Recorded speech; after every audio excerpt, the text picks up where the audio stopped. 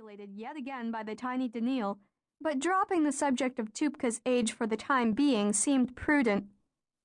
Kale rubbed the top of Tupka's head. The shorter fur between her ears felt softer than the hair on the child's arms. Kale always found it soothing to stroke Tupka's head, and the Daniil liked it as well. Kale let her hand fall to her side and pursued their mission. Gally and Mince have been missing for a day and a half. We must find them. Teleminkadot said she heard an odd noise when she came down to the storeroom. Kale squared her shoulders and took a step down into the dark, dank stairwell. Gally and Mince may be down here, and they may be in trouble. How can you know who's missing? Tupka tugged on Kale's robe, letting loose a spray of sparkles. You have hundreds of minor dragons in the castle, and more big dragons in the fields. I know. Kale put her hand in front of her, and a globe of light appeared, resting on her palm. I'm a dragon keeper. I know when any of my dragons have missed a meal or two. She stepped through the doorway. Tupka tugged on Kale's gown. May I have a light too? Of course. She handed the globe to the Daniil. The light flickered. Kale tapped it, and the glow steadied. She produced another light to sit in her own hand and proceeded down the steps. Tupka followed, clutching the sparkling cloth of Kale's robe in one hand and the light in the other. I think we should take 12 guards with us. I don't think there's anything scary down here, Tupka. After all, as you reminded me, this is our castle, and we certainly haven't invited anything nasty to live with us. It's the things that come uninvited that worry me. All right, just a moment. Kale turned to face the archway at the top of the stairs, a few steps up from where they stood. She reached with her mind to the nearest band of minor dragons.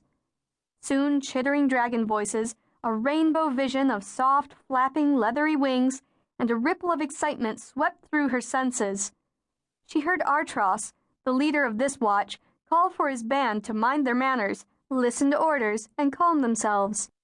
Kale smiled her greeting as they entered the stairway and circled above her. She turned to Tupka, pleased with her solution, but Tupka scowled.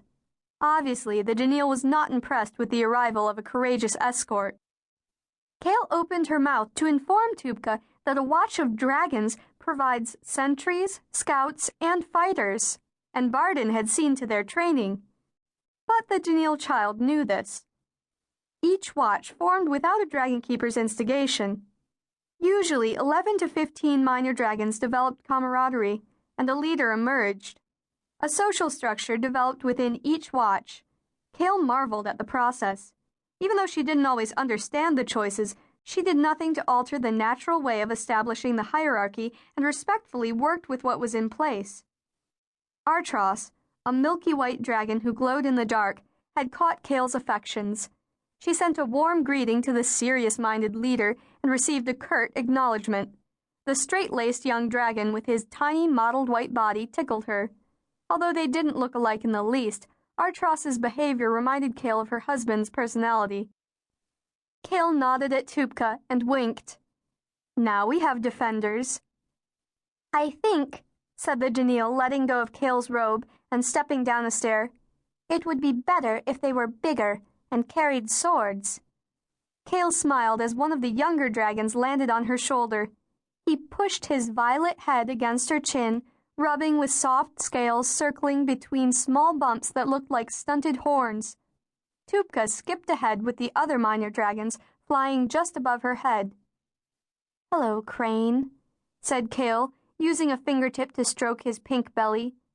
She'd been at his hatching a week before. The little dragon chirred his contentment. With your love of learning, I'm surprised you're not in the library with Librettowit.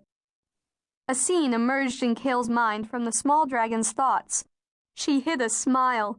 I'm sorry you got thrown out, but you must not bring your snacks into Librettowit's reading rooms.